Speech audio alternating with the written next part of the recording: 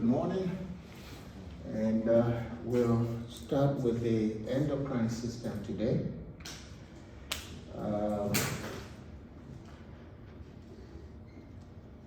The reason we're interested in the endocrine system, of course, is because many of the secretions of the endocrine system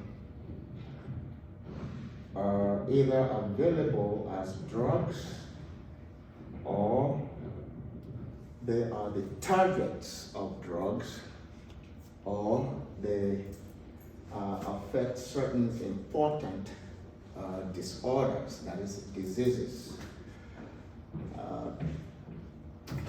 Since you're going for your PharmD, PharmD will be a drug expert. And so most of whatever you do in the College of Pharmacy would have to be related to drugs, because you are the drug expert. Okay, so the first part of the endocrine system that we will look at is the pancreas. So we'll do the pharmacology of the pancreas. That is drugs that are related to the secretions of the pancreas. The pancreas can be divided into two in terms of its functions. It can be an exocrine gland, and it can also be an endocrine gland. As an exocrine gland, the pancreas produces some digestive enzymes through the secretions of its acinar cells. So if you look at the pancreas, there are certain cells that are called acinar cells, and those acinar cells actually produce some digestive enzymes which you use for digestion, of course. And those digestive enzymes are your lipase, and you also have amylase and protease. So those are the digestive enzymes. And once they're produced by the acinar cells, they will go through your pancreatic duct, and through the pancreatic duct they will go into the duodenum. So that's how they will get into the GI tract and help you with digestion. All right, so these digestive enzymes are, of course, available as drugs, and that's why we're interested in that exocrine function of the pancreas that are available as drugs. And the drugs fall into two categories. You have your pancreatins,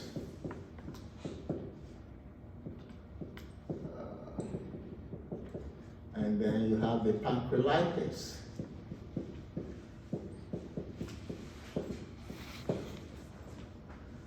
So the only difference is actually in terms of concentration.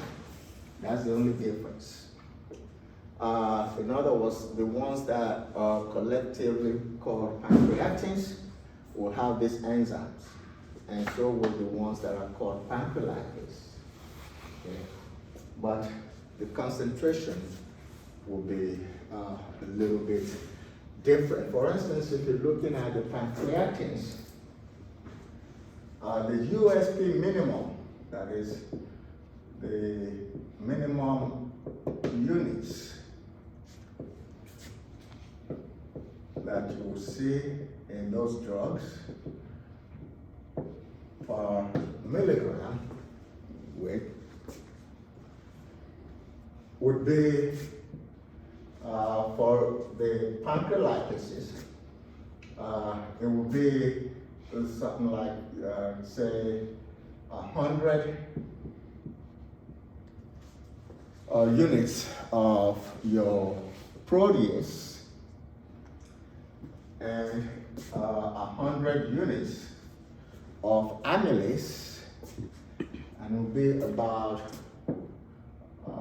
24 units of lipase, 24 to 25 will be the minimum. So if that's a pancreatase, this will be the minimum unitage of the ones that fall into the pancreatase group. The ones that are pancreatins are actually smaller. So for the pancreatin group, the minimum lipase concentration there will be 2 units per milligram. For the lipase, okay. And for the protease, it will be about 25, and for the amylase, it will be about 24-25 units. Okay. So that's the essential difference. It's just the concentration of these enzymes in those products.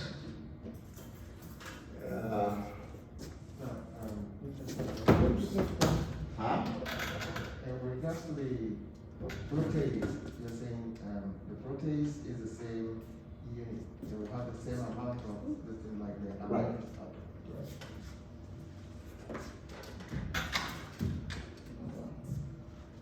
Hope we can manage this thing. Okay. Yeah, it's been like that also. But they have Oh, okay. It's been like that all. Okay. So, some specific examples of the ones that you can see on the market that will fall into the pancreatin group. For instance, you have a product called Creon. That's one of your pancreatins. Oh yeah, You know, there's one called Donazyme. Okay, that would also be there. And examples of your pancreatises, you can see one that is called pancrease. So, and you have others like Kuzyme. There's one called Ilozyme. So those are some specific examples that you can see on the market. Okay, if you have not been informed, whenever you get to class, make sure your cell phone is turned off. Okay? Because if it goes off during a lecture, you have to leave. So everybody should be aware of that. Okay, so those are specific examples. And what are the uses of these enzymes that are produced by your exocrine? Yeah. That thing Keep it like that. Yeah. is bad, Lord. So,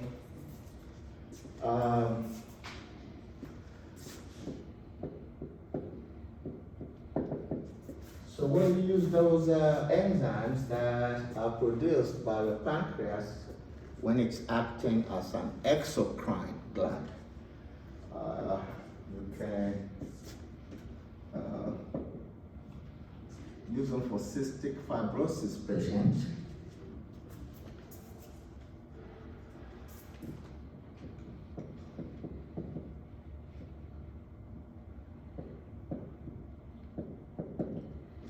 Well, the major characteristic of cystic fibrosis is difficulty in digesting anything. Digesting what? Huh? Digesting. Digesting anything, that is Okay. digesting food, nutrients, and what have you. So, cystic fibrosis patients will benefit from those exocrine secretions. So that would be one example. Patients that have chronic pancreatitis can also benefit from the use of these exocrine enzymes. And patients that have undergone pancreatectomy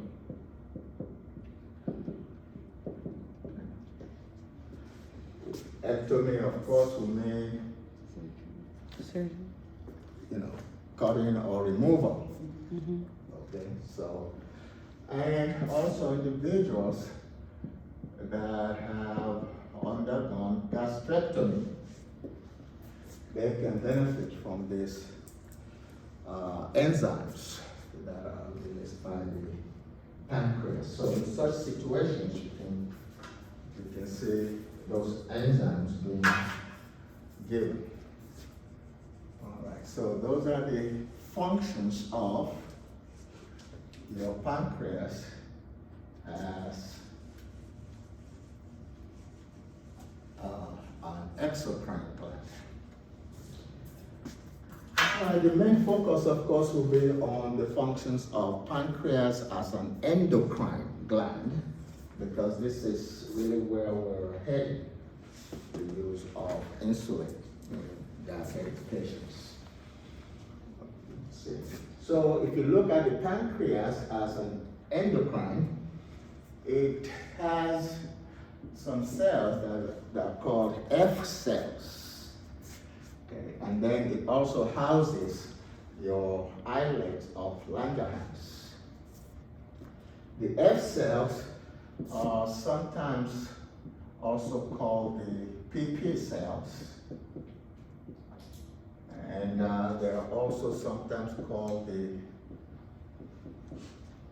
gamma cells of the pancreas. It's the same cells. Okay, these are pancreatic cells that produce the pancreatic polypeptides. So pancreatic polypeptides, that's what they're called, PP cells. Okay. Those secretions tend to decrease the contraction of gallbladder. So that's one thing those polypeptides will do. They can also give you a decrease in gastric emptying.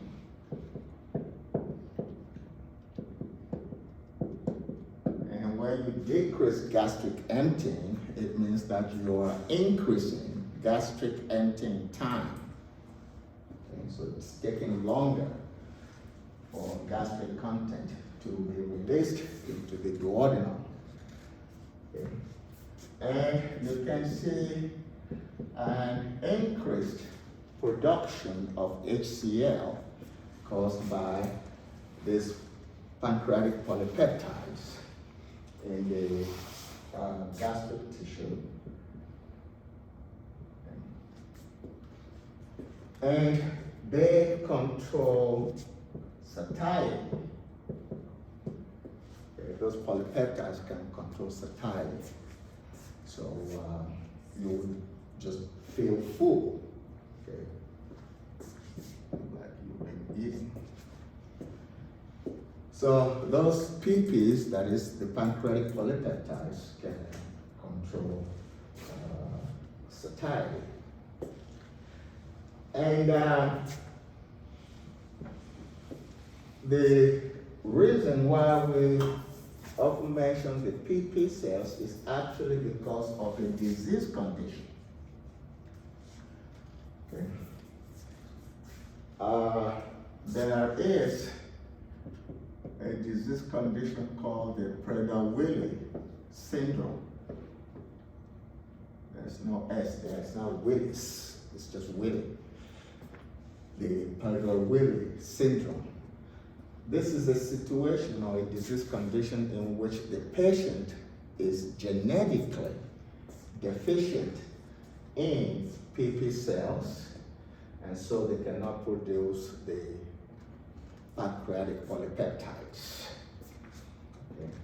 And if you have no PPs, that is no pancreatic polypeptides, it means that you will not be able to tell when you're satisfied, when you're full, which basically means that one will then overeat, and that can, of course, lead to obesity. So a major characteristic of the Prader-Willi syndrome is excessive obesity, especially in children. Other characteristics can include things like mental dysfunction. They're usually mentally deranged, those little kids that have Prader-Willi syndrome. And their gonads are also usually less functional. Okay. But the major thing you see there with the Prader-Willi patient is that excessive obesity, because they cannot tell when they are satisfied. All right. So we now move to the islets of Langerhans. And in the islets, we have the alpha, beta, and delta cells that are parts of your islet of Langerhans. And we can start with the alpha cells. The alpha cells produce glucagon. Okay? And glucagon is also produced in some GI cells. So it's not only in the pancreas, you can also have glucagon secretion by some GI cells. And we know that your glucagon basically antagonizes insulin. So whatever insulin does, glucagon does the opposite, which basically means then that we can see glucagon giving you an increase in gluconeogenesis. So we can see an increase in the synthesis of carbohydrates from non-carbohydrate sources. So you see increased gluconeogenesis, you see increase in glycogenolysis.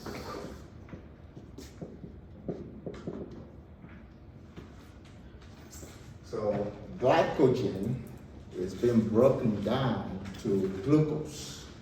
So your plasma level of glucose will go up. Insulin reduces glucose, and so glucagon will increase glucose.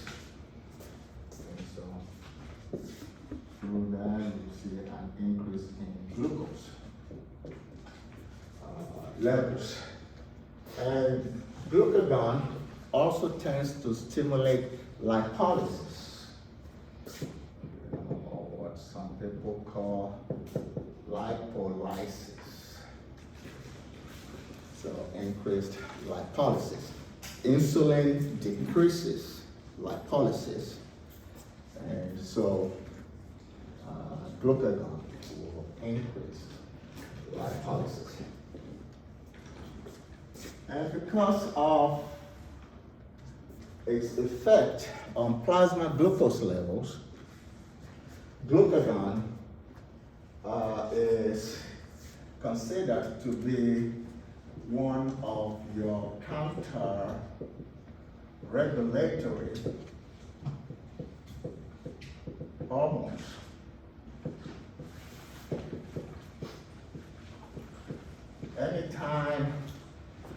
plasma glucose goes below normal, the body tries to bring it back up. And the way the body tries to bring it back up is to increase the secretion of certain hormones. And one of those hormones is glucagon, so that it can bring the glucose back up. Other counter-regulatory hormones will include your growth hormone. Your growth hormone would also try to raise your plasma glucose. Cortisol from the adrenal gland. Cortisol is a counter-regulatory hormone. And then your catecholamines. There are also counter-regulatory hormones that can help to bring your glucose back up in case it goes down. So glucagon is a counter-regulatory hormone. And it is available as a drug. You can see it as glycogen.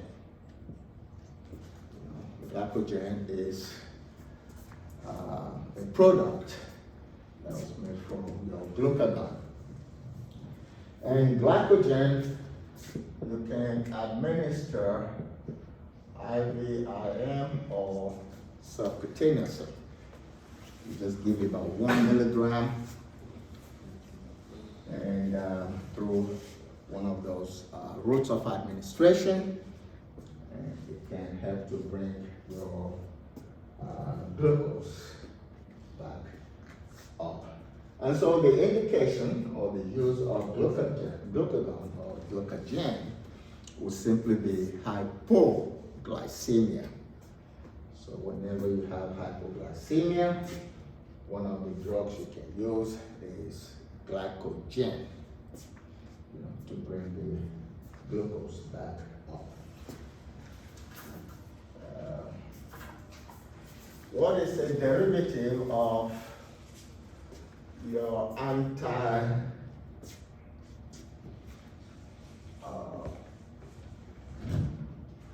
HBP drugs that you can use to elevate plasma glucose? Is there an antihypertensive drug? You've just done hypertension that you can administer orally to bring glucose up? Antihypertensive. Which one? Beta blocker.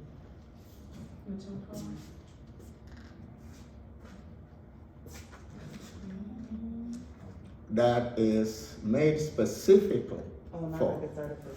for hypoglycemia. Oh, would it be an ACE? Which one? Would it be an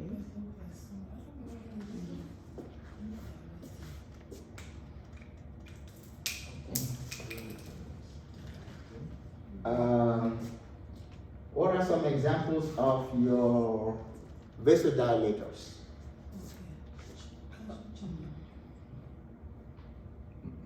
We have hydrolysine.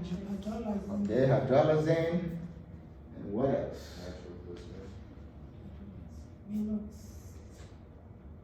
Minoxidil. Right? Okay, and what else? Ace. This would not be classified as vasodilators. Yeah, no. I know hydrolysine is about to do. Okay, have you come across this drug?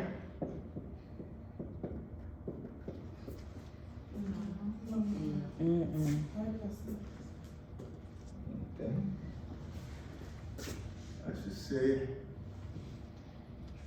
if you have hypertension and you need to reduce it immediately, you use hyperstat. Okay, have you come across this drug? Diazoxide. No, sir. Okay. And what about proglycin. Is this still in the market?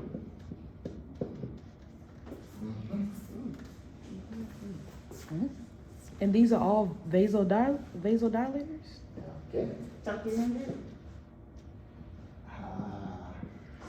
That top 200 is a myth. Mm.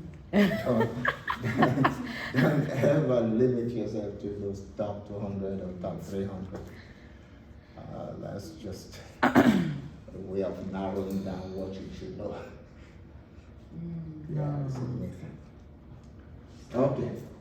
Diazoxide is a thiazide that is actually a vasodilator, not a diuretic.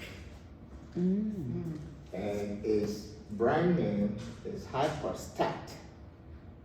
This Hyperstat you would administer by injection. It is given IV because you want to immediately bring blood pressure down. Okay? And another brand name for diazoxide is proglycin. Proglycin you would administer orally. And if you break it down, see, glycemia in favor of. So here's the drug you can administer orally to increase plasma glucose. So it's used to treat hypoglycemia. Okay? So that's what we have for glucagon. And we can remove alpha. Then, Will we have to know the mechanism of action? yes, whatever. Okay, for any drug that we take as the representative agent or any drug that is mentioned in class, make it a habit to know at least the other name, that is brand versus generic. And the mechanism of action is a major part of the pharmacology of any drug. And as we go through, we would always look at a group and pick a representative agent of that group. And so its mechanism of action will represent the mechanism of action. Okay. So if we skip over to the delta and leave the beta, first let's look at gastrin. So gastrin is a hormone that is produced by the delta cells of your islets, and gastrin can also be produced in the stomach. So it's not just in the pancreas, but also in the stomach. If you look at your stomach,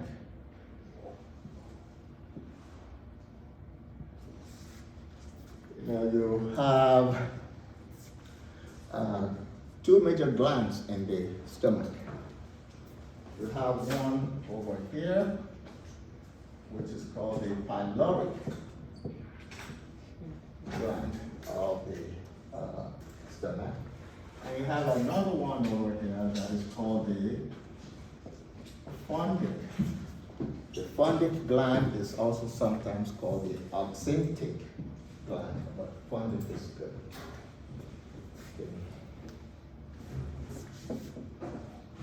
The cells that produce your hydrochloric acid in the stomach are called parietal cells.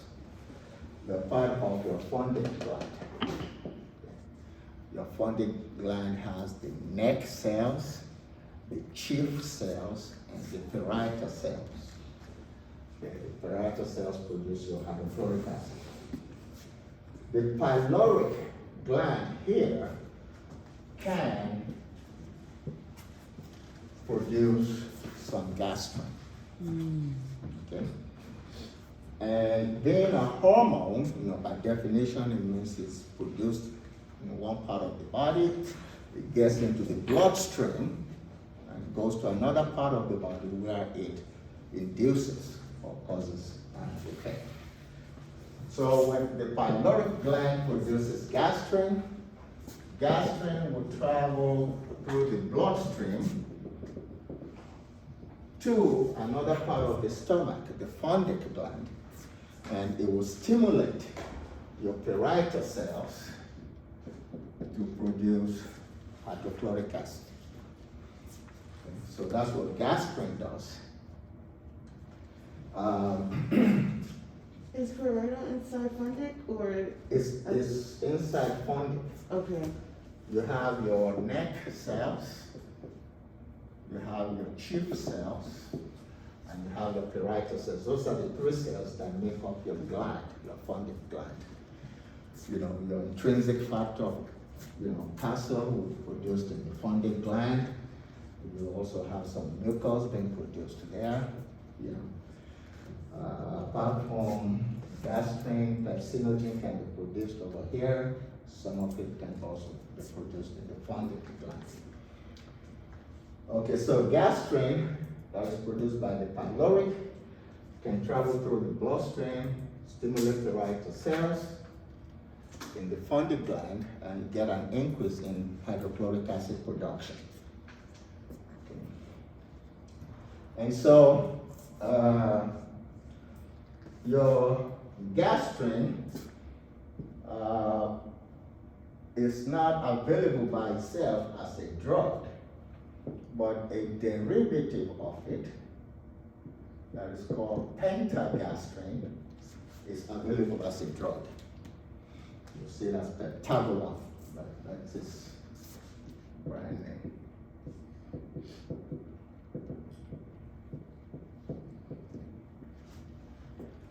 And it is considered a secretagogue. So if you have a substance that can cause the secretion of glandular cells, it will be called a secretagogue, something that stimulates the secretion of some organs in the body. So that's what pentagastrin will do, because it's acting just like your gastrin. Okay. And so if you have a lot of gastrin being produced, either from the stomach, that is the pyloric gland, or from the delta cells of your islets of Langerhans, you will see an excessive increase in hydrochloric acid. So too much production of gastrin then can lead to peptic ulcer. So that's one of the reasons you can get ulcer. And it can also lead to what is called the Zollinger-Ellison syndrome.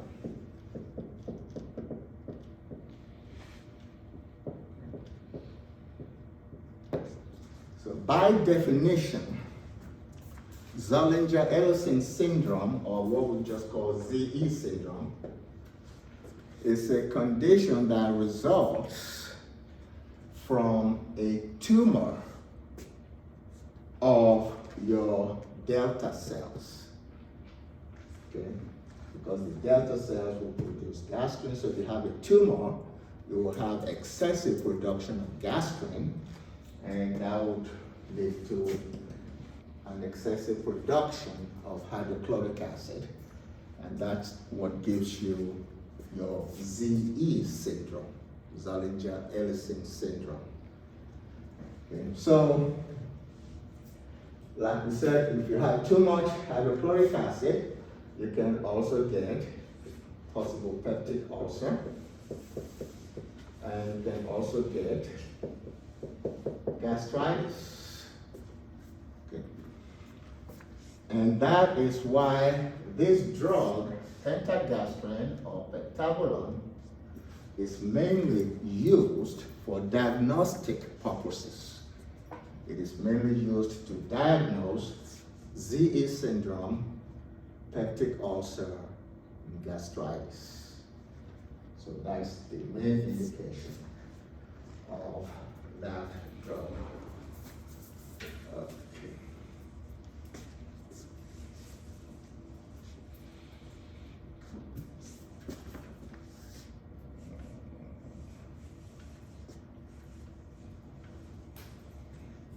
So that takes care of your gastrin. Excuse me, sir. Can you please, I'm sorry to take you back, can you still, please repeat that twice? You said this gastrin is not available as a drug, but the derivative of it is called. Pentagastrin is a derivative. So what does it, you say it produces gastrin, right? No, no. What does it do? No. It's a secretor that it will cause, you know, the HCl to go up in the funded blood.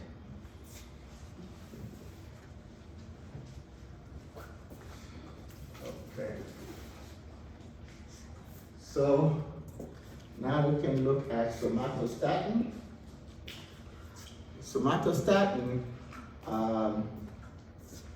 is of course produced by the delta cells, but it can also be produced in the brain. You know, your hypothalamus can also produce some somatostatin. And if you look at it, in this case statin, basically referring to static, that is, it decreases the release from the hypothalamus of your growth hormone. Okay? And it also tends to decrease the release of your thyroid stimulating hormone. All through your endocrine system, you will be seeing examples of homeostasis. You know, an organ produces one thing that does one thing, and that same organ produces another thing that actually opposes what the other one does. Homeostasis. So somatostatin will decrease growth hormone and decrease your thyroid stimulating hormone released from the hypothalamus. Somatostatin is available as a drug, and you can see it as octreotide. And there are derivatives of octreotide that are also available on the market. You have lanreotide. That's a somatostatin derivative that you can see, and then seriotide is another one.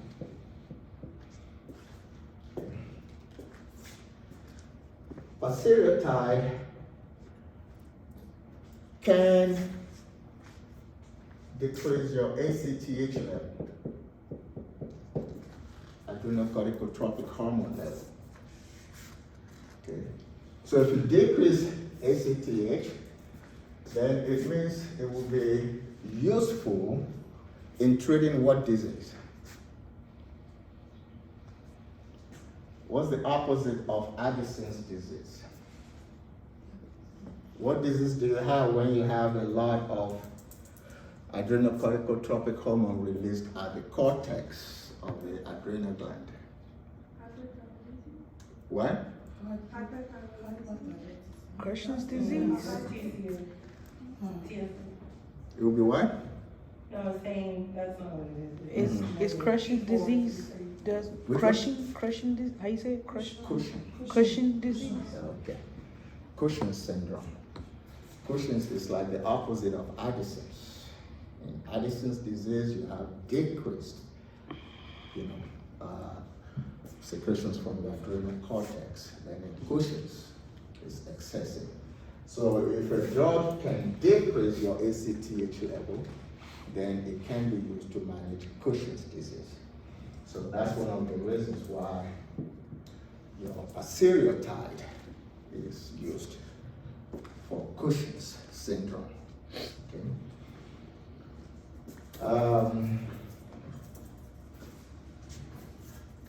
Lanreotide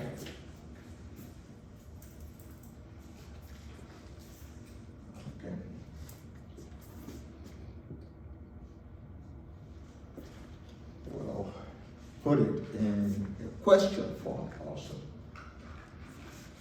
When an individual is growing up and they've reached the maximum height and they're still producing growth hormone, they will do what?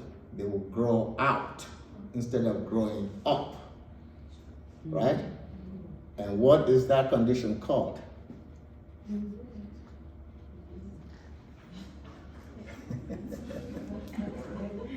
Which one did you say? It's what? Is it Hashimoto? Is it, what is giantism? Are you talking, oh, I thought it was giantism. Not that No, one? giantism will be growing up. Oh, no, Dwarfism is done. Yeah. For acromegaly, the epiphyses have closed, so you can no longer grow up.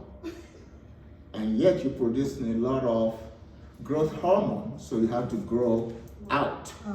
So what about the people that actually keep growing? That would be giantism. Okay.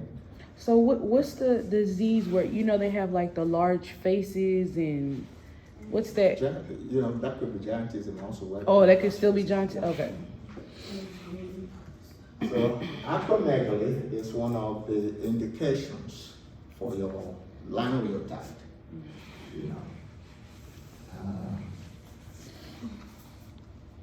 So the lanreotide just prevents the acromegaly from growing out more? Yeah, remember we said that drug, somatostatin, Decreases, Okay. decreases the growth hormone, yeah, a natural, okay. exactly. But the one that is used most often is that somatostatin itself. Okay? So somatostatin can be used for many things. I mentioned 3, 4, 5 of them. So one of the indications of somatostatin will be acromegaly. That will be one. Somatostatin can also be used to treat what is called VIPomas. Okay. VIP stands for vasoactive intestinal polypeptide. Vasoactive intestinal polypeptides. And when you have a tumor of the cells that produce those VIPs, you can use your somatostatin to manage that. So when you say the one you want to use, you're pointing to the octreotide or all of the derivatives in general? This is somatostatin in particular that you can use for these things that I'm listing. Okay, but you pointed to the octreotide when you said that, right? Yeah, octreotide is somatostatin. Correct. Right. But what I guess my question was, there were other derivatives, do they treat it as well or just? No, The octreotide? it's just octreotide. Okay. Yeah. Okay.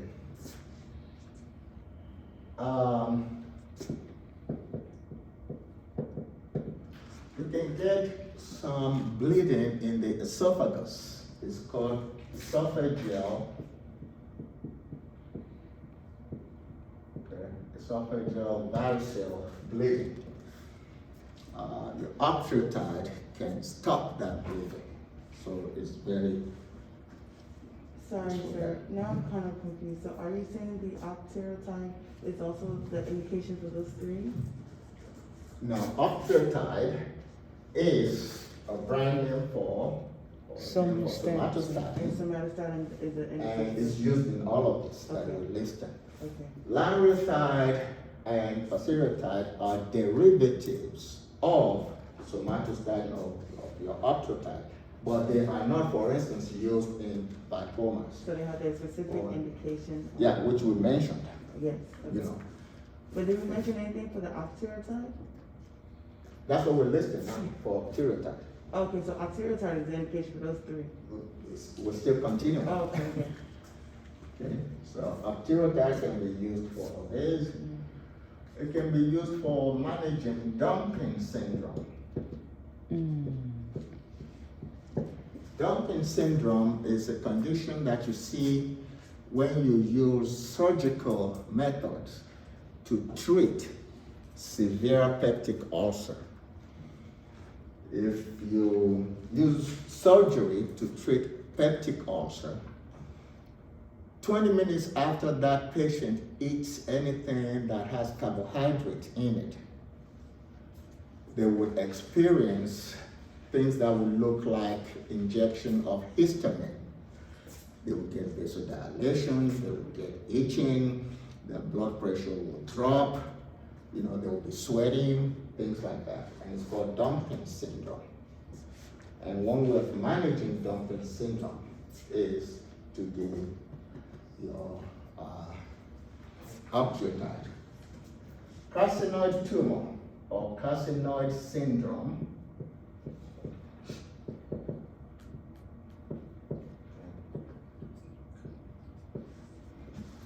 is also treated with octreotide. If it's at the syndrome level and it's not yet cancerous, okay, you can use octreotide because you can have carcinoid syndrome and you can have carcinoid tumor. Carcinoid syndrome is a situation in which you have a lot of serotonin being produced in the GI tract. There are some cells called enterochromaffin cells that produce a lot of serotonin in your GI tract. Okay. And so when you have a tumor of those enterochromaffin cells, you will get your carcinoid syndrome. And the outstanding characteristic of carcinoid tumor or carcinoid syndrome is torrential diarrhea. It will be massive, okay, because of all that serotonin. And so one of the drugs you use there is your octreotide. So the tumor leads to the syndrome. Our syndrome is. Now the syndrome is a selection of symptoms. Oh, okay. Right. You can have a tumor that is not malignant. Okay. So, but once it gets malignant, you have to use an anti-cancer drug to treat that carcinoid tumor. Can I ask a question?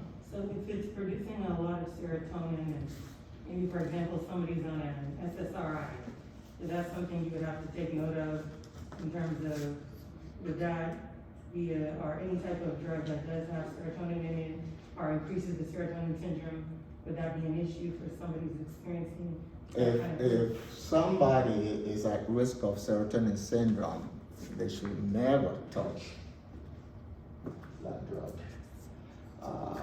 because it will reduce the effects of serotonin. Okay? So in this condition, you have a lot of serotonin being produced. But remember, it's within the GI tract, not central. Okay, so it can. Okay. Yeah. So then you have AIDS-related diarrhea, okay, that would also respond to octreotide, treatment. So you see, octreotide can be used in many conditions. So how does the A-related syndrome relate to? It's the same thing because here we're talking about in the GI, right? And so you have all those 5-HT, that is serotonin causing all that diarrhea. Okay. Okay. So that's for your somatostatin. Now number 6, was that 8? Mm-hmm. AIDS related diarrhea.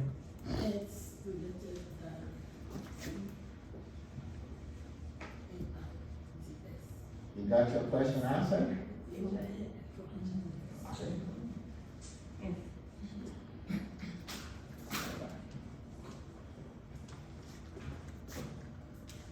And then we have one that is called ghrelin. And if you look in that name, basically you will see what it does, right? What is that? Growth hormone. Okay, and what is that? Release. I like that. So it's a growth hormone releasing hormone, basically. Okay, so that's what I mentioned homeostasis. The same delta cells of islets of Langerhans in that organ producing somatostatin, which decreases growth hormone, is also producing ghrelin, which increases growth hormone. Balance. The body likes balance. So somato is decreasing, ghrelin is increasing. Exactly.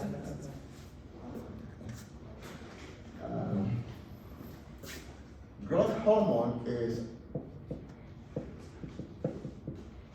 actually available as a drug called somatropin.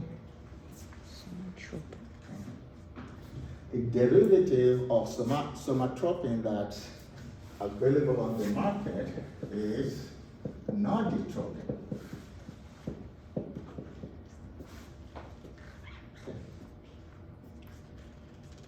So, as we can tell, when your ghrelin will increase growth hormone production from release from the anterior pituitary gland. So it increases the secretion of your growth hormone from the anterior pituitary. The reason I put epsilon here is that if you're talking broadly, you can say that yes, ghrelin is produced by the delta cells, but actually there are some specific cells that produce ghrelin, and those are your epsilon cells. Where are they located? Right here, also in the islets of Langerhans where your delta cells are. So it's like within the delta cells, you have a population that produces specifically ghrelin, and those are your epsilon cells. Okay. Now, apart from the epsilon cells, or apart from your islets of Langerhans, ghrelin can also be produced from the GI tract. Okay. And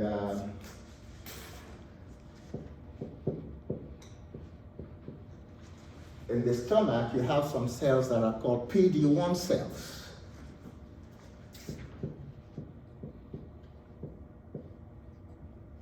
PD-1. PD-1 cells are housed in the stomach and they produce ghrelin. And the effect has to do with your appetite. Okay. So if we look at what ghrelin does, in terms of functions, ghrelin would increase growth hormone. Ghrelin will also increase your appetite. Would increase, I guess if your appetite is increased, you will grow. Which direction? Yeah. So it increases appetite. But that's just from the ghrelin from the stomach. No, anytime you have ghrelin in the bloodstream, it can do that. Now, insulin sensitivity. And I can put insulin resistance. Can also be controlled by ghrelin.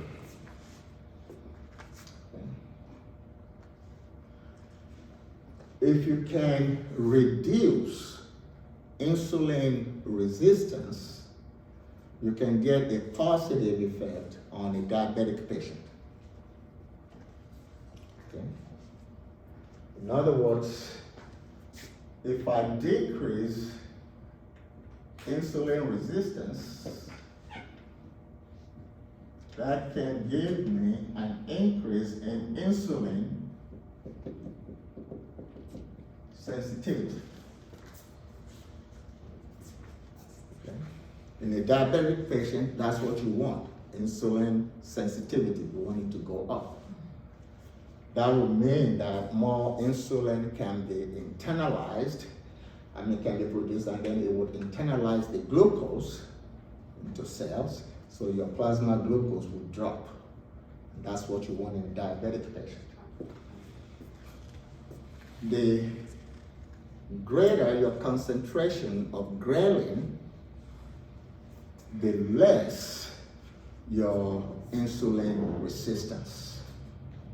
So if you increase ghrelin production, you will see a drop in insulin resistance. So that suggests then that ghrelin should be beneficial to a diabetic patient. Okay. You increase ghrelin, you get a decrease in resistance, that is insulin resistance, which will lead to an increase in insulin sensitivity. So insulin is better able to internalize glucose, so your plasma glucose falls. And that's what you want in a diabetic patient. Okay. Yeah, it's used for the exenatide, is it exenatide? Is it used for what? The exenatide that reduces hyperglycemia. Okay, that's, we'll get to that in a second. You're talking about cretinomimetics. Okay. So, the issue then is, what does ghrelin really do? We know that it produces or causes an increase in growth hormone. So is it possible then that that growth hormone by itself is what is actually giving you a decrease in insulin resistance? Okay. And that is why this drug, norditropin, is now being investigated for clinical usage in type 2 diabetes. Okay. Remember, norditropin is an analog of growth hormone. A ghrelin would increase growth hormone, and when you get ghrelin, or if you produce more ghrelin, you get a decrease in insulin resistance, which will lead to an increase in insulin sensitivity, which will lead to more internalization of glucose, and then a drop in plasma glucose. Then maybe a growth hormone derivative should or would help a type 2 diabetic patient. So that's why that norditropin is currently being investigated for use in type 2. So what stimulates ghrelin to be released? Why is what? So what stimulates ghrelin to be released? Wait, say that again? What stimulates ghrelin to be released? What will make ghrelin to be released? Mm-hmm. Well, if you can stimulate your delta cells, if you have reduced growth, the body will respond by producing more ghrelin and all that. Okay, so that's how ghrelin can help. So if delta cells are deficient, ghrelin is inhibited, therefore the insulin sensitivity increases. and go to the Right. other. Mhm. Okay.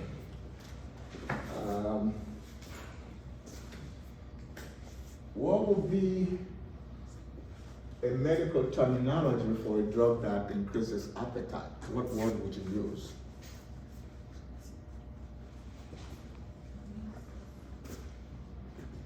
Okay. What if I say this?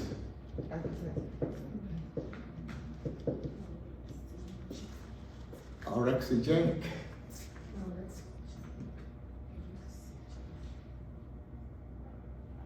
What's the word you will use if you say somebody does not have appetite?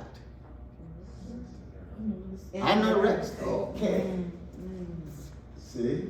And Maybe that's. orexia. Oh, yeah. Okay? There's something else. Oh.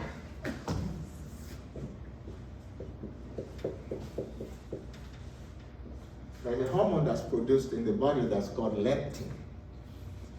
Leptin is an anorexigenic.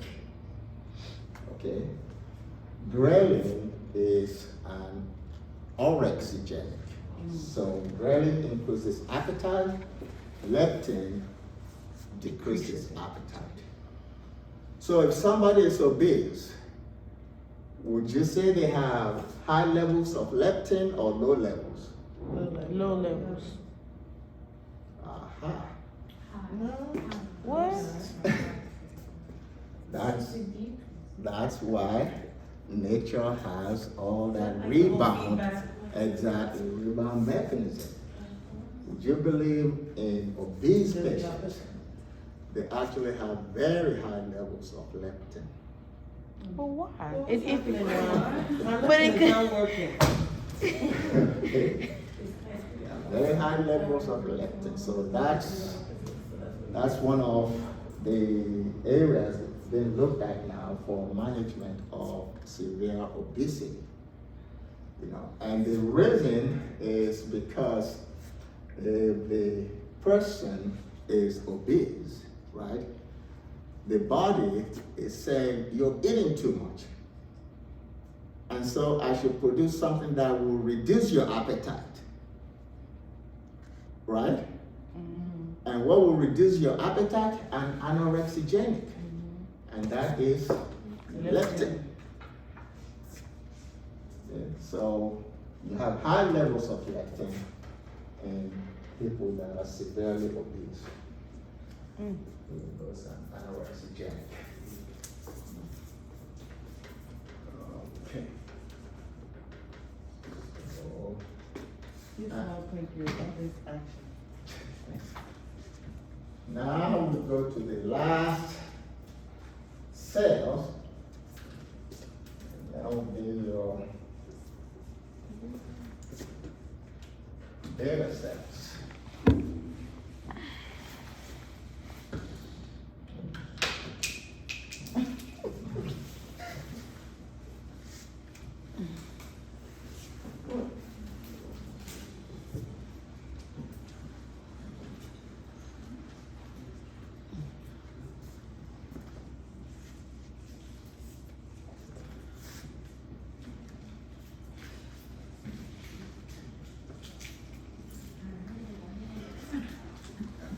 For the beta cells, you have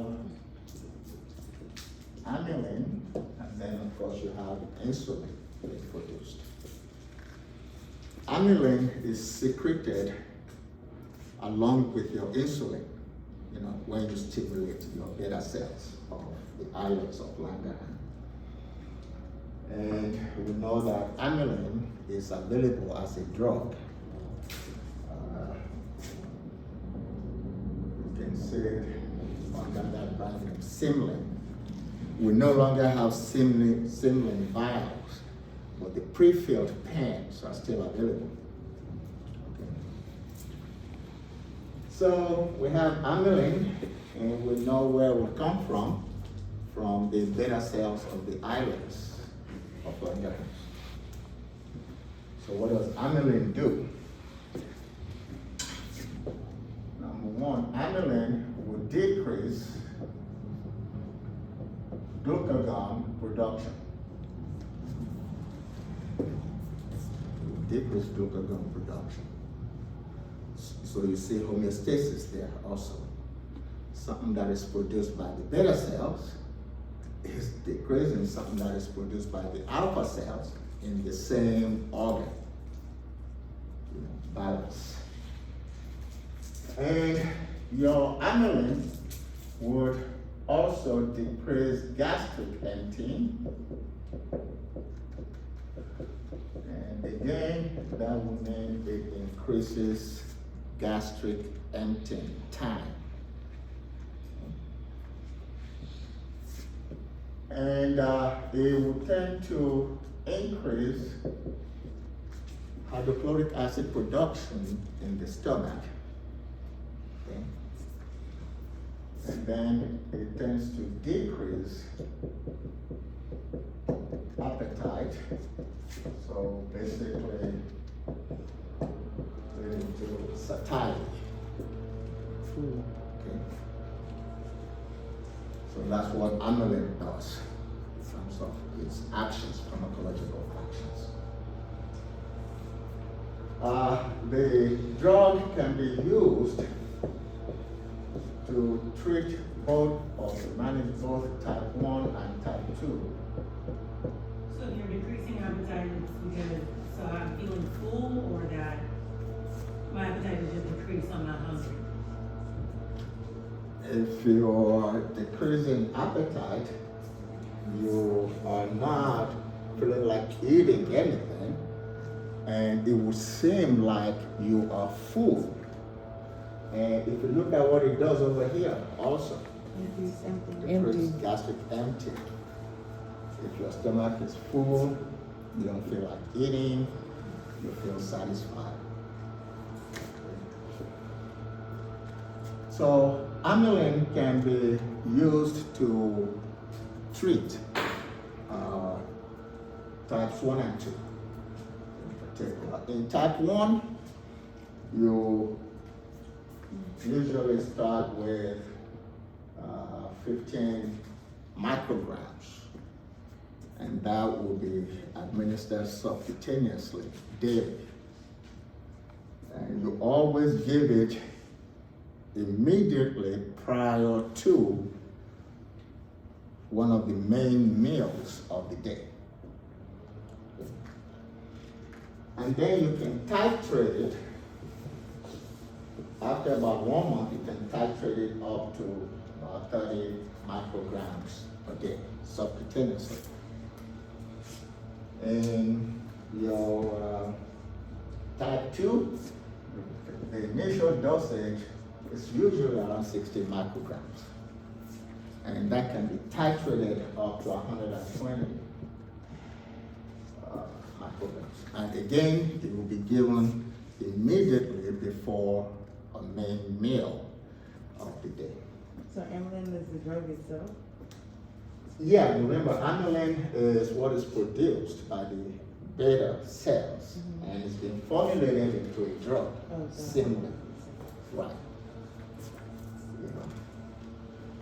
And so we know what it does, we know its dosage and indications. What are some of the adverse effects you can see with amylin? It can give you headaches, it can give you nausea and vomiting, and it can give you anorexia. Due to the decrease. Since there's an increase in hydrochloric HCl, can it also put you at risk for an ulcer? Can it do what? Can it put you at risk for an ulcer? No, it doesn't increase it to that level. Oh, it doesn't? Okay. So that's what the major signs are, and to some extent it may give you dyspepsia. Okay. Yeah, Dyspepsia. give you dyspepsia. Those are the adverse effects of your Simlin, which is the drug derivative of your amylin. which is in the beta cell. Yeah. And all things being considered, those are not major. We're looking at adverse effects of drugs. So essentially we say that amylin is relatively safe. Okay? The only problem is that it does not give you a very good A1C reduction. See? Okay. It only gives you a 0.33% drop in your A1C. That's not very good. And that's why you don't see it used prominently, because you have drugs that can give you close to 1 or 1.5 or 2 and all that. Okay. So that's what you have for your amylin.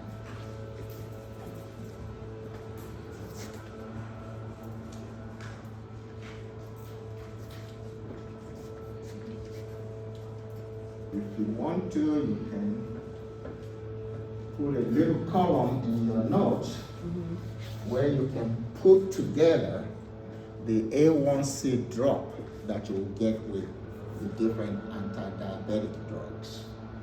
So you can see that in glance, you know, how effective these drugs are.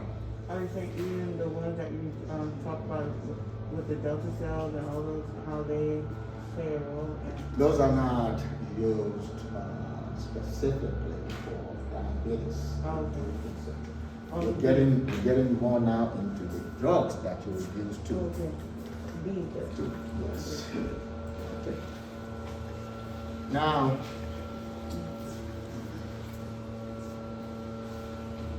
before we get to the last thing there, which was insulin, right?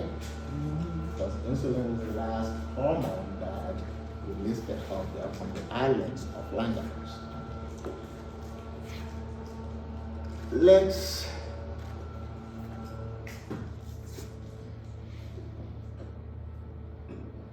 mention something that is called IPS, just for cautionary purposes. And then we'll mention incretins.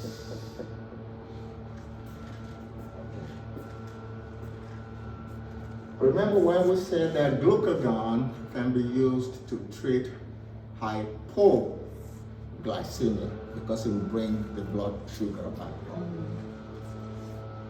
You have to be sure that that is a real hypoglycemic condition.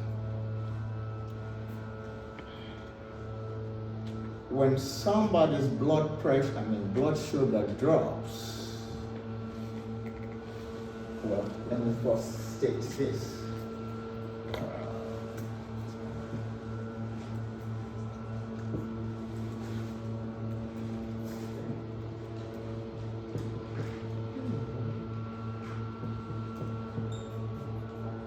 That's a normal glucose level, 80 to 120 milligrams per deciliter. If somebody is hyperglycemic, let's just pick a figure, let's say they have 400 milligrams per deciliter.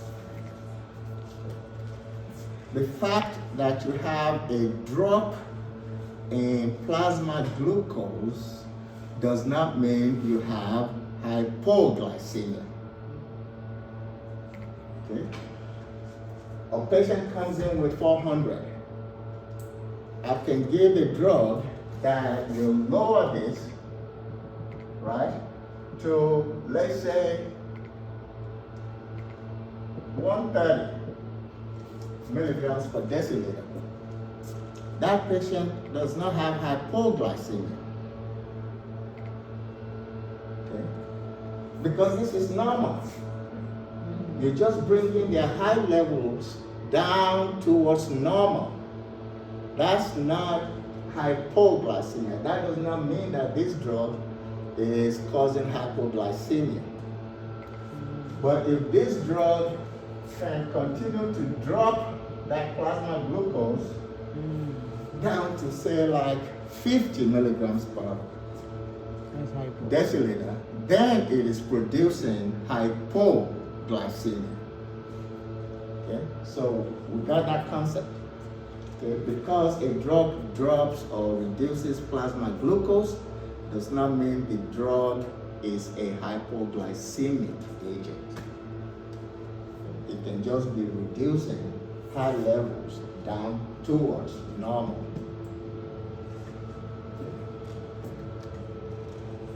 But let's say the drug causes hypoglycemia. Or let's say somebody overshoots on their insulin. Or maybe somebody took the right dosage of insulin, but then they went jogging. All those things can make your blood glucose fall below normal, so you can get into hypoglycemia. And what are the signs that you know of that they would exhibit? If the blood pressure, blood sugar drops way below normal. Dizziness, shakiness. What else? Confusion. Anxiety, Cold flu. palpitation, increase in heart rate, tachycardia and all that. Right. Confusion, so if they're exhibiting all those things, normally you will say, oh, grab a Snicker bar, a bar of Snickers or orange juice or what have you. Okay. So those would be true hypoglycemic conditions. That's a situation in which you can inject glucagon and make the plasma glucose go back up to normal. Okay. But there is a particular condition that is called idiopathic postprandial syndrome. Idiopathic postprandial, that is after eating, syndrome. It occurs within 2 to 4 hours after eating. The patient would actually exhibit those signs and symptoms that we talked about of hypoglycemia. But if you take their blood levels of sugar, it is actually normal. See? So they're exhibiting signs and symptoms of hypoglycemia, but they don't have true hypoglycemia. So in that kind of situation, no, you don't use all those things we mentioned, glucagon, and bar of Snickers, and all that. So you basically control their carbohydrate intake. That's how one would do that. So IPS should always be distinguished from your true hypoglycemia. That's one thing we wanted to clear up there.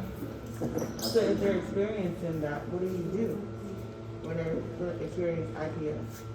When you're experiencing IPS, you either, if they're still eating any carbohydrate or anything, you decrease that carbohydrate level that they're ingesting.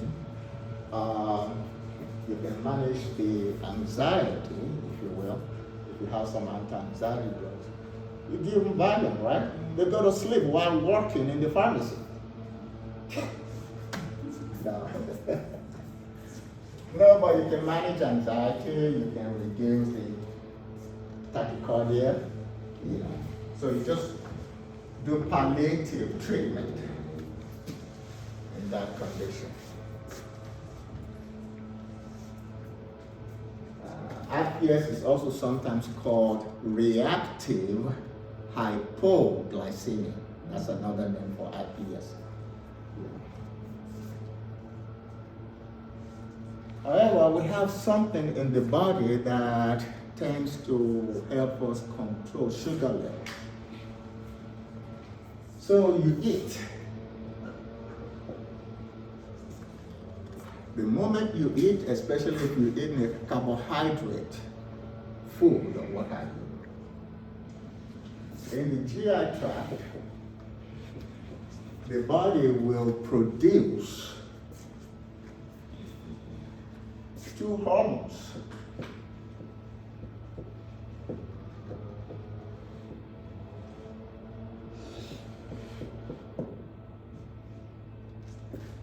GLP and GIP. Okay. GLP means glucagon-like.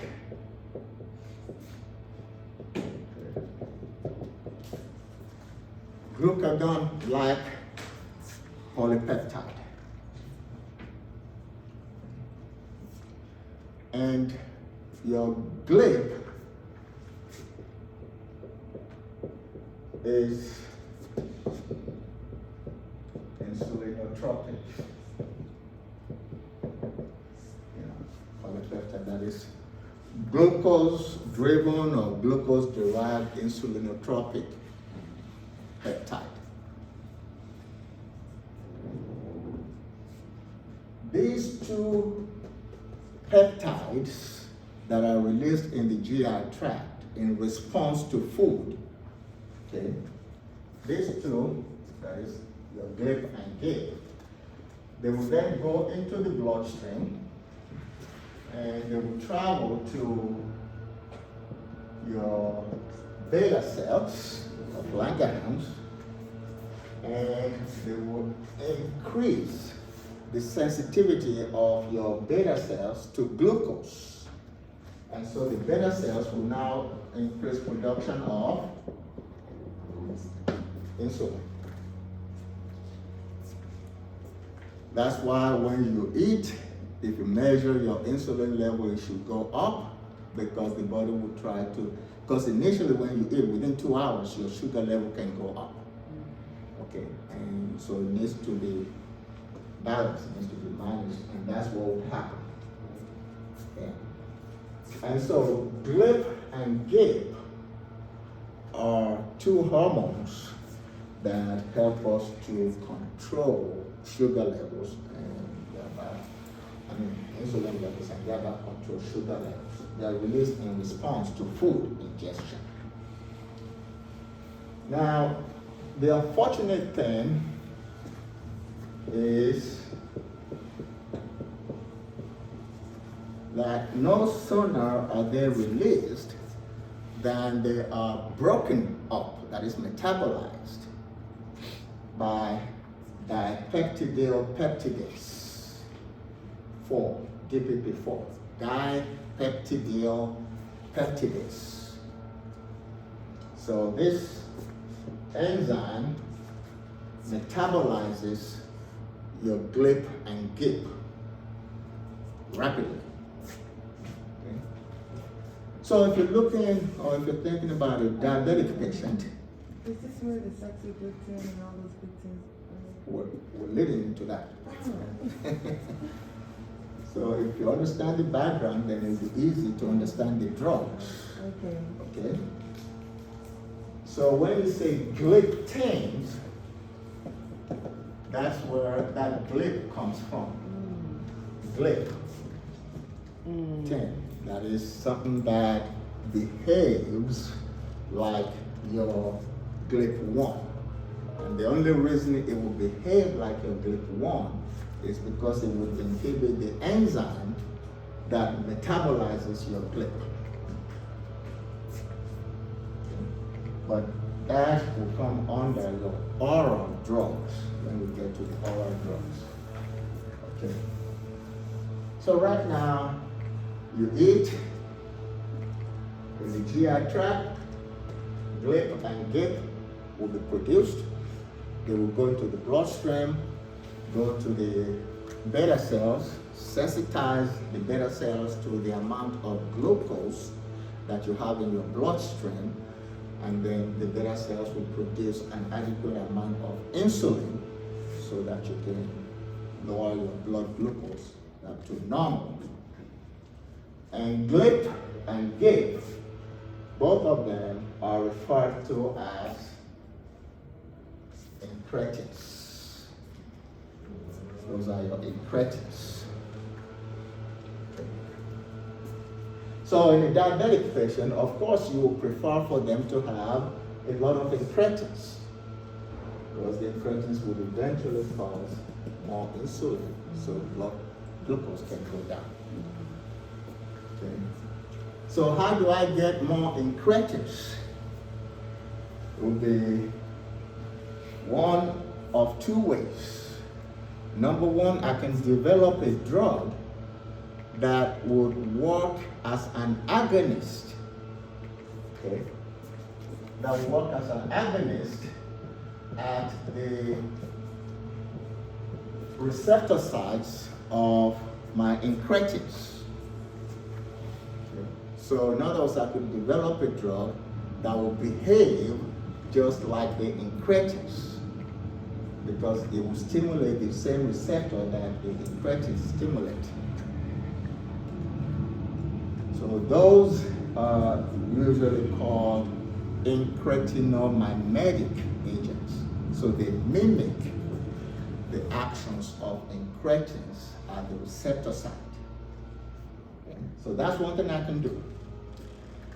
The other thing I could do is inhibit this enzyme, dipeptidylpeptidase 4. If I inhibit this enzyme, there's nothing to break down GLP and GIP. So GLP and GIP will be more available to go to the better cells. Okay, so I can stimulate the receptor, or I can inhibit the enzyme that inhibits the incretins. Okay. That way I can get more incretin action. So the agents that will act as an agonist at the receptor sites then are the so-called incretinomimetics, and one incretinomimetic is your Byetta.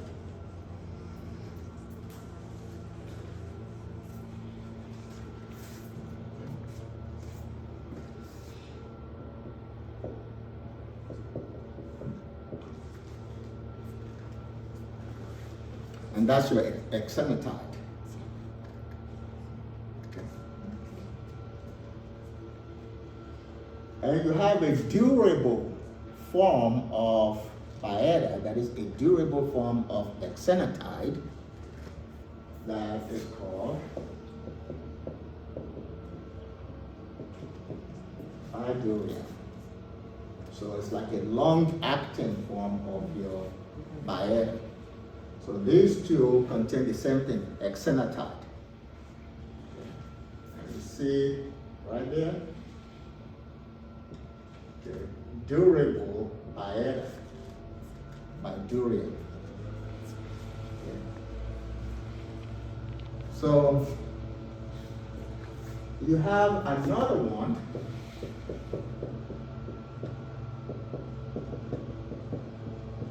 which is lixisenatide.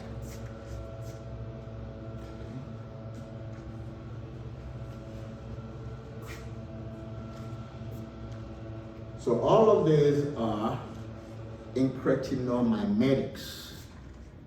The incretinomimetics that work as an agonist at the incretin receptors.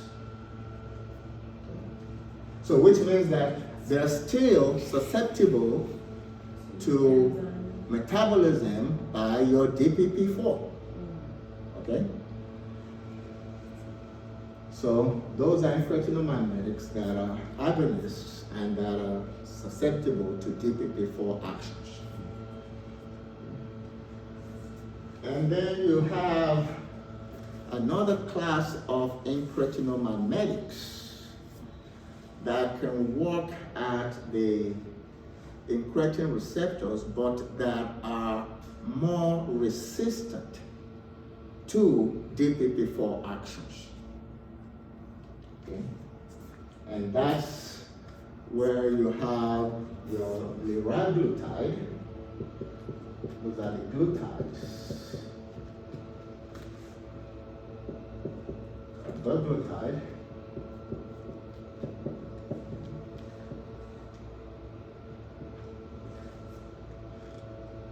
You have semaglutide.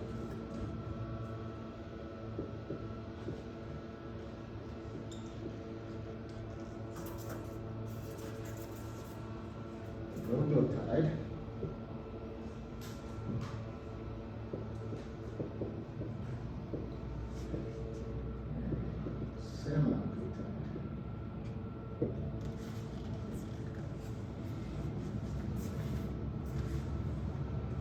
So this liraglutide group will be more resistant to destruction by DPP4.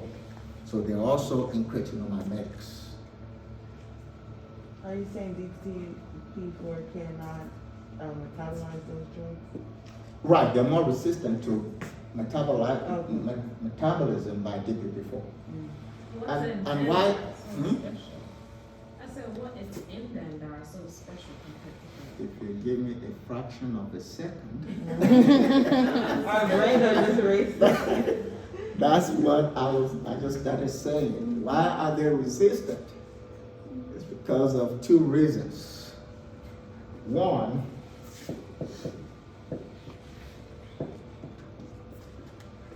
they have a fatty acid at position 26 in their structure, which protects them from DPP4 activity. And two,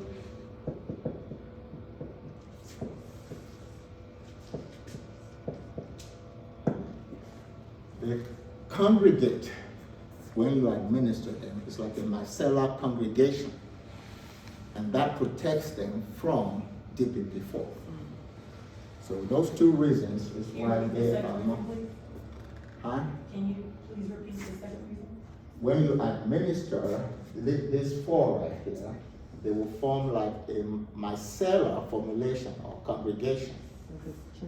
It's like almost like clotting, so that DPP4 cannot break through that defensive mechanism, if you will. Okay. So micellar congregation, and then the presence of a fatty acid at the 26th position. Those are the two reasons why your, say, liraglutide will be more resistant to destruction by DPP4. So I will just take the last 5 minutes so we can go. Then we'll start off from there next time. Let's just look at incretins in general, all these so-called incretin-mimetics. Physiologically, what do? Number one, they increase insulin levels based on plasma levels of glucose. That is basically what we described here. Yeah. It can give you an increase in insulin, based on dietary ingestion of food, on glucose. Two, they would increase hydrochloric acid production, just like amylin. Okay. Three, just like amylin, they would decrease gastric emptying. And I can use the word kind, right? Yeah. Nice.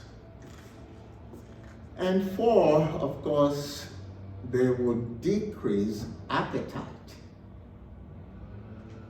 The decrease in appetite caused by incretin-mimetics is sometimes so strong that the patient will start losing weight. So weight loss can result from therapy with incretin-mimetics. And you do have some that are actually formulated just for weight reduction. And that's a formulation of liraglutide called Saxenda that is just for weight reduction. That's a formulation of semaglutide that's called Wegovy. That is also just for weight reduction. Yes? So, if eating helps body stimulate the production of insulin, is it really a good thing that these drugs increase the appetite? Yes, it's a good thing because usually if you look at many diabetic patients, they're overweight. So one of your goals actually is to decrease weight. And, So, will it be like one of those things where eventually your body is gonna stop making insulin because it's recognizing that you're getting it from an outside source? no, the body will only stop making insulin. Remember, this is postprandial. Okay? So this is These things are responding to ingestion of food. okay. The incretins is not your regular day-to-day normal production of insulin. Okay. Yeah, these are food derived or diet derived. You know, is when you eat that this GLP and GLP-1 will be released. Okay. Yeah. Okay. So which form of semaglutide did you say helps to lose weight? The liraglutide and the, is it the doc? The Liraglutide and semaglutide. Yeah, those ones have specific formulations that are used for weight loss. But we'll describe those. We'll describe Saxenda and we'll describe, Wegovy. Wegovy, yeah. Yeah. When we get there. So, I'm kind of confused. So if you're saying all this happens naturally after you eat, what is the purpose of these drugs then if you're gonna get it after you eat? Like, for the postprandial? Yeah, I mean, postprandial, you see, when we talk about GLP-1 and your GLP, those are just normal control of normal glucose, So if you want to keep reducing that plasma glucose, remember the diabetic patient already has abnormal levels of glucose.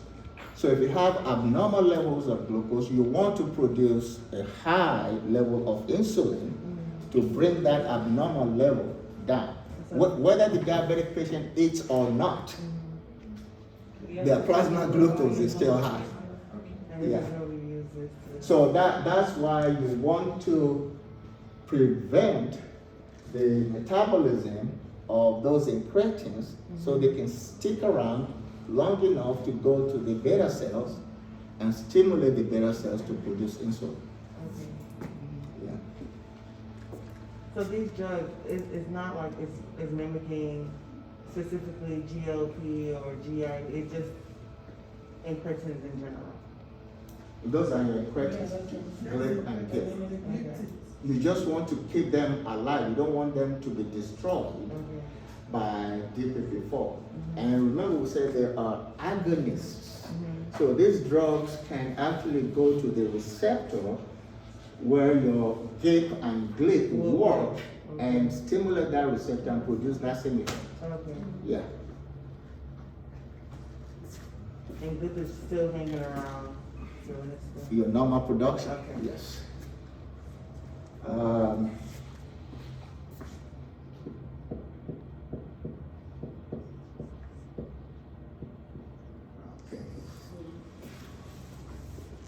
So just very quickly, exenatide or Byetta, we know is an incretin-mimetic. We've seen what it will do physiologically. Okay, in terms of indications, your incretin-mimetics are only used for type 1 diabetes. They're not effective against type 2, and they're not effective in DKA or diabetic ketoacidosis. So unlike amylin, which was effective in both types 1 and 2, incretin-mimetics are just effective in type 1. Okay, so that's one thing. So that's what Byetta will do for you. Byetta, you can give 5 micrograms subcutaneously on a BID basis. And then you can titrate that up to 10 micrograms on a BID basis. Okay. Bydureon, because it's durable, that is a long-acting one, you can use 2 milligrams. But that's per week. Okay. 2 milligrams on a weekly basis, given subcutaneously, and it can help to manage your type 2. Lexacenatide, you give 10 milligrams, 10 micrograms of that.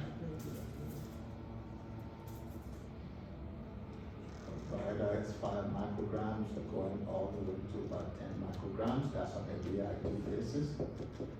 The lexacenatide, about 10 micrograms, can be administered. And lexacenatide is sometimes combined with insulin. Okay, like your insulin glargine.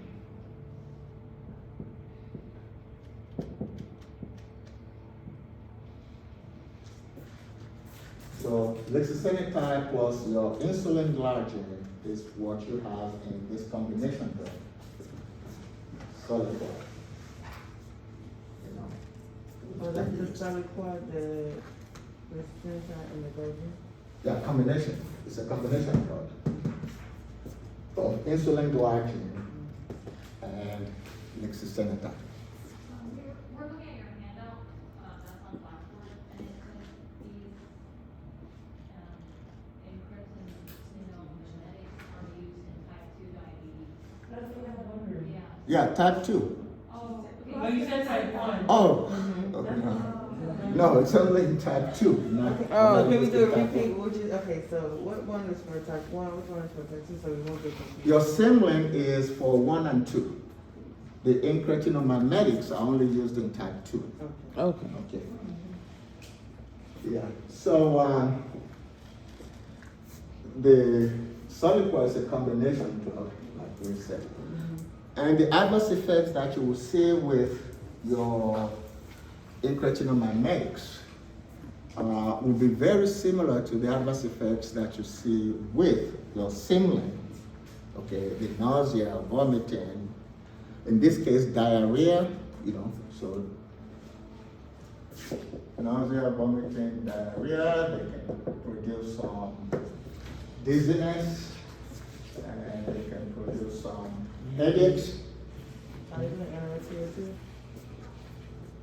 Is it producing anorexia effects too?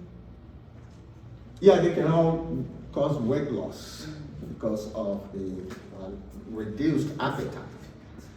Okay. Now, for this group, the liraglutide group that is more resistant, those can actually affect the thyroid.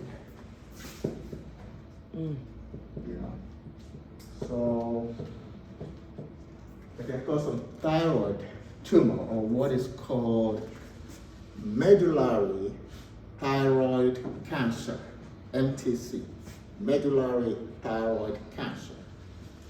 Now, that is more in animals. Okay, it has not really been demonstrated in humans. But if a human being has signs and symptoms of some dysfunction of the thyroid, then you don't want to use this liraglutide group. Okay. And then hives or urticaria.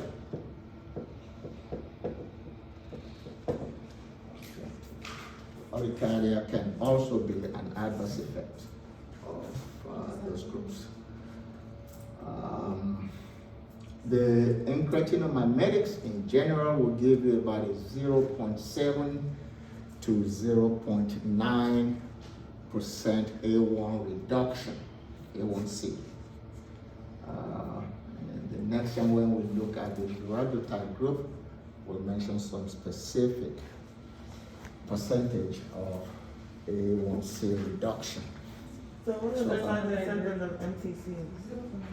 What are the signs and symptoms of MTC, just so we know that, okay, if the human is experiencing it? You have difficulty in breathing. You will have difficulty in swallowing. Exactly. So, if you're showing signs of that, and if it's a tumor, then you will see things that will look like hyperthyroidism. You know, so they will be restless, they will be jittery, they will be tearing their hair. Also, thinning hair will be part of that. You can also see a difference in the aperture of the eyes. Okay, so all those things can be seen. But the one that they will demonstrate immediately, yes, will be things that have to do with ingestion of foods. Excuse me, sir. How much percent decrease in Incretin in general, you see about 0.7 to about 0.9, percent reduction. But the liraglutide group actually goes higher than that. So for instance, we might as well mention it. For instance, semaglutide can give you a 1.5% reduction in A1C. The liraglutide can give you like a 1.1% reduction in A1C levels. And Are they semaglutide, used by themselves, or are they used like with metformin? Since they have such a low percentage. if they're in combination with something else, we'll mention that. I'm just talking about by themselves. For instance, if you give Trulicity, Trulicity is the one that will give you 1.1% reduction in A1C. If you give Ozempic, it will give you 1.5% reduction in A1C. Albiglutide will give you precisely 0.78% reduction in A1C. And liraglutide has a range. Liraglutide can give you between 0.7 and 0.9, just like what you would expect for an incretin. By any chance, did you explain how often liraglutide is administered? Like, is it daily, weekly? Which one? The liraglutide? Yeah, we'll be discussing this group next time. But, oh, which one? Liraglutide, yeah, daily. Okay. And you want A1C of all of them? A1C what? You want us to know the A1C reduction of all of them? That's how you know the effectiveness of which one versus which one, right? Yes. Okay. But as a Questions? clinician, how are you gonna know which one you wanna recommend for your patient? Is it based on the A1C reduction, or, based on? That's mechanism one of of the major considerations. You have other considerations. Tolerability will be one. Route of administration will be one. The reduction in the risk of cardiovascular problems will be another. And that's why you see semaglutide getting a lot of favor, because it gives you a significant reduction in cardiovascular risk. So, but you have to consider the weight reduction. You don't start somebody off with semaglutide unless if you want them to change their wardrobe.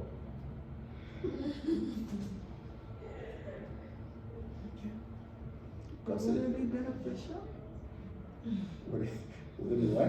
Would it be Beneficial. Beneficial, like, it's ideal. If you have the money to change your wardrobe, yeah. You know, but you don't usually see semaglutide as a starting point. Let's put it that, because it causes drastic drop in weight. You know, but it's excellent in terms of cardiovascular risk, and it produces the highest A1C reduction at 1.5. You know. And then also the route of administration is one that you can give orally as well as by injection. So, questions? So tomorrow, what do you want us to prepare for? Just review Whatever your handout says in the. So basically from here, tomorrow we'll just start with this group. And we even already mentioned most of the things. Yeah. But we'll just briefly mention those, look at some of the combinations, look at some of the dosages that you will use for weight reduction, you know. And then we'll move on to insulin, because that will be the last thing left on the injectables. And after that, we'll go to the oral, that is your oral hypoglycemic agents. That's where you have all these metformins and sulfonylureas and the gliptins and all